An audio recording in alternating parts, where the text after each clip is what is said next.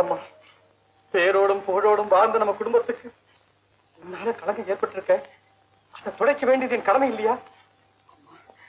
எவ்வளவோ பாடுபட்டு என்ன ஆளாக்கினேன். உன் மகனுக்கு வர்ற கெட்ட பேர் உனக்கு இல்லையாமா? அம்மா, எல்லாத்தையும் ஒத்துக்கிறேன். உன்னால் அவனை எப்படா கண்டுபிடிக்க முடியும்? உனக்கு எந்த ஆதரவும் இல்லையடா. அம்மா, நீ இருக்கும்போது எனக்கு வேறு யாருமா வேணும்?